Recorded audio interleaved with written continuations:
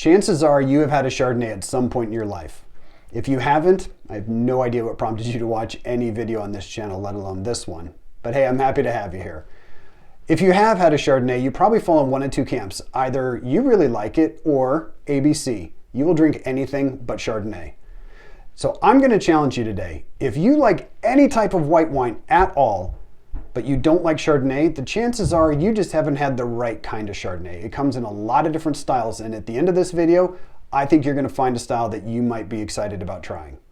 And in this week's tip of the week, we are going to talk about all the different types of stemware you need to have in your house. Or maybe you don't need that many at all. All of that coming up next.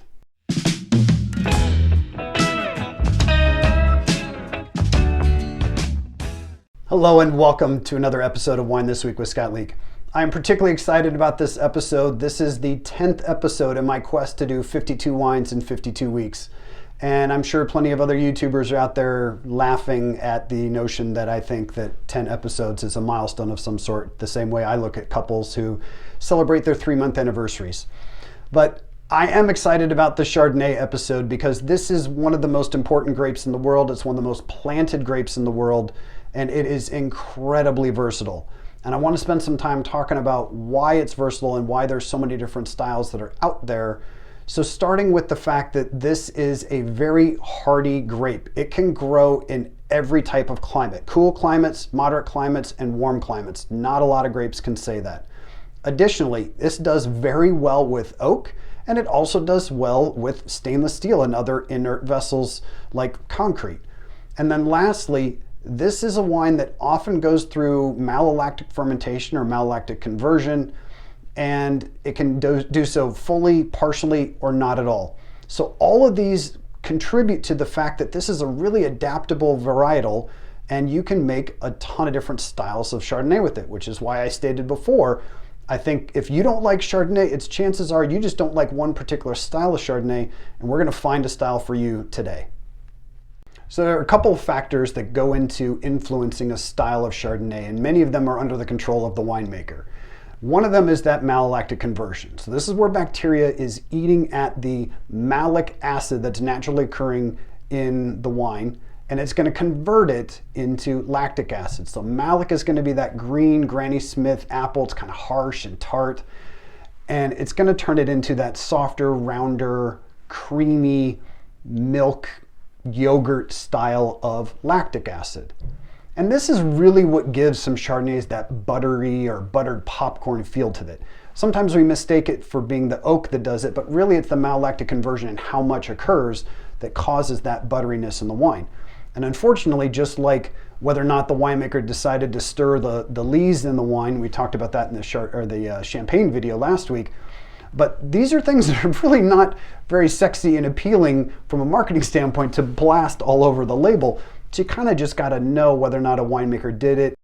The nice thing is that tends to go hand in hand and be highly correlated to the use of oak, and I think that's why it's often been confused. It's really up to the winemaker to decide, do I want to make an oaked style or an unoaked style? And they can kind of manipulate that by doing, like the Rombauer here, uses 1/3 new oak barrels and 2/3 neutral or old oak barrels, which have given off a lot of those oaky characteristics and just kind of mellowed out, and it's almost like it's been in stainless steel. If you don't like oak styles, nice thing is some of them, like these are two identical Chardonnays. One just says oaked on the back and the other one says unoaked, and you can find that on a lot of labels now.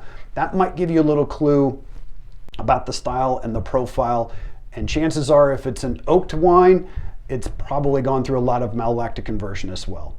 But the last thing, and this is probably the most important, and it's the one that a winemaker has the least amount of control over, and that's the climate. Certainly soil matters and other things influence it, but when it comes down to it, the ripeness of the grape is going to be heavily influenced by the climate.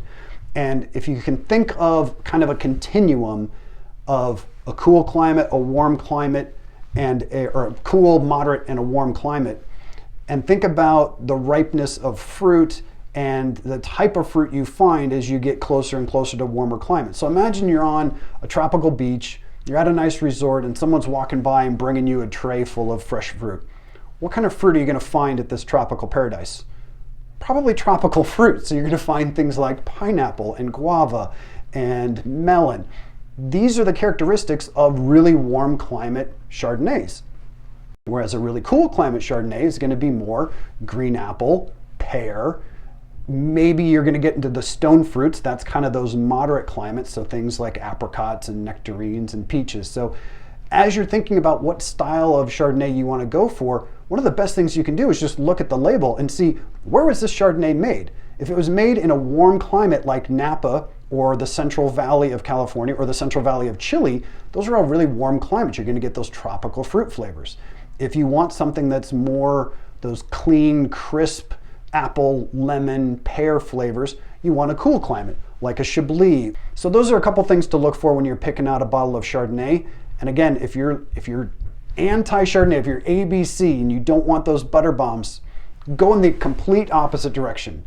Go away from a warm climate, go away from oak, and try something like the one we're going to have today. And I'm intentionally doing this Chablis to show just how different Chardonnay can be from what a lot of people think.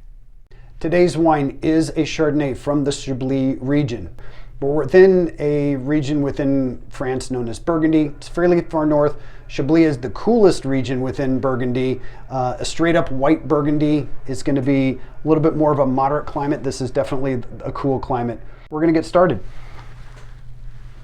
Color on this is really nice. I'm going to call this well, first of all, it's very clear and bright. But I'm going to call it kind of a pale straw, maybe a pale lemon color. What's interesting though, and this is something that's characteristic of Chablis and other cool region Chardonnays, is that around the sides of the glass, I'm getting these just a little bit of green flecks, just showing a big difference between this style and the tropical style. So I'm expecting green fruit. There's literally some green in the color on this wine. Not much, but enough. Whew. Nice nose. This has, Chardonnay is kind of known as a semi-aromatic wine. Aromatic wines really just kind of explode in your face with their smells. This is semi-aromatic, but really nice nose on this. So a Chablis like this is going to have floral notes, and I don't know specifically what floral note I'm getting on this. Maybe roses. There's also something that's really quintessential to this region. Because of the soil, there's a lot of limestone. This was actually built, these vineyards are on old seabeds, so there's a lot of oyster shells in the ground, and you can kind of smell this oyster shell, this almost salinity, minerality, this chalkiness, wet rocks, wet stone. There's some really cool aspects coming through in the nose besides the fruit. And the fruit is definitely there. Green apple, lemon, pear. Beautiful characteristics on the nose. I'm getting a little spice too, maybe like cardamom. All right, let's give it a taste. That's nice. Very dry. Chardonnays are almost always dry. They tend to be medium to high acidity. This one's high acidity. And they can range the spectrum from light to full bodied, and they kind of follow those climates as well. So cooler climate, this tends to be a little bit lighter body, and this one is pretty light in body. The acid level high.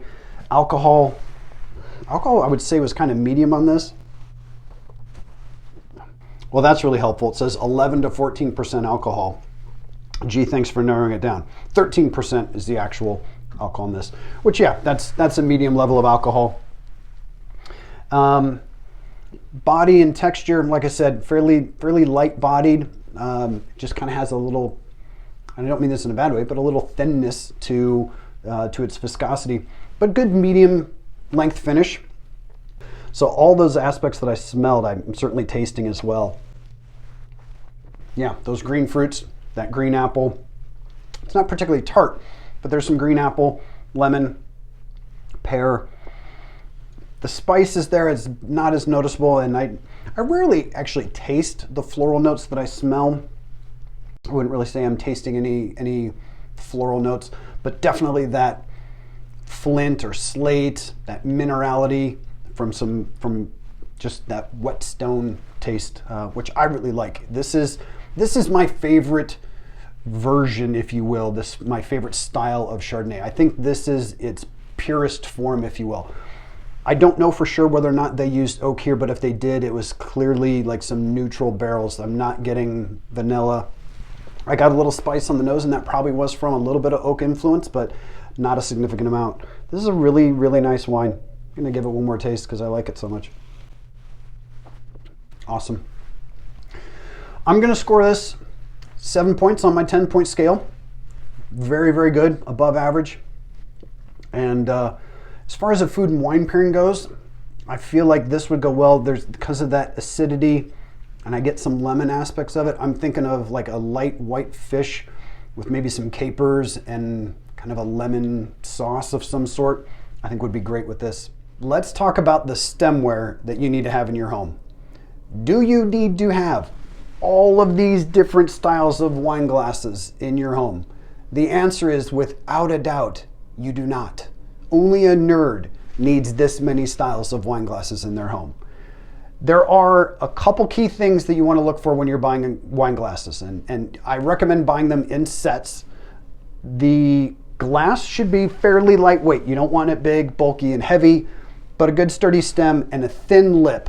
The shape of the bowl should come out and then go back in. Now granted this is a coupe glass, but this doesn't taper back in. All those aromas are gonna leave quickly and be gone. You want them to kind of be trapped in that bowl, so it should taper back in a little bit.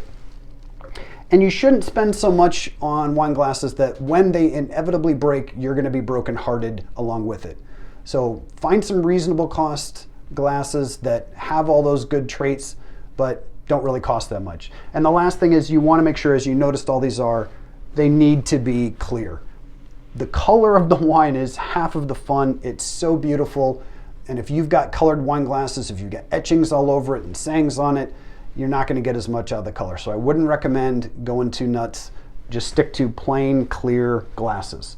In terms of the style that you need, there's really only one style of wine glass that you need. I can make an argument for two, and maybe at most three.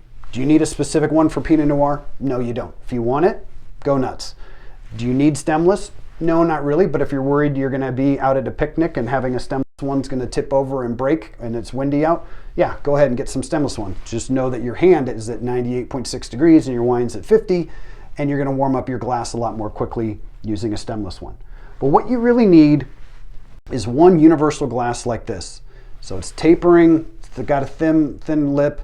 You're gonna fill it about, a third full, so you can swirl it really well. The aromatics get trapped in there and you can really enjoy it. This works for red wine, this works for white wine. The only reason you might want to get a set of what are known as white wine glasses, it's a little bit smaller. The only reason is because the less surface area in this one means that white wine is gonna get warm a little bit more slowly than if it was in the larger glass. Other than that, you can totally drink white wine out of these.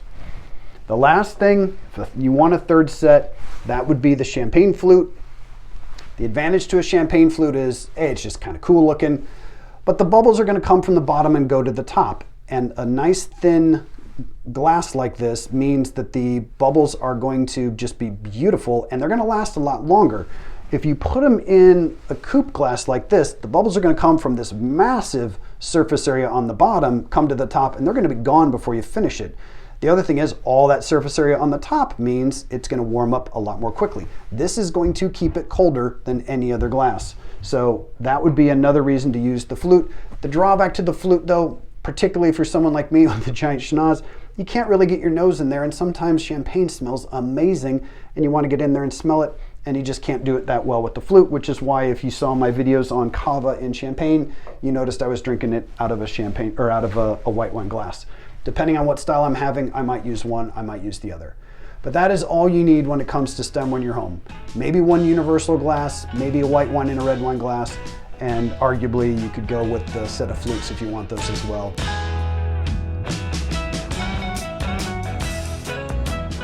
Thanks for watching another episode of Wine This Week. I hope you enjoyed it. If so, please give a like and subscribe to the channel if you haven't done so.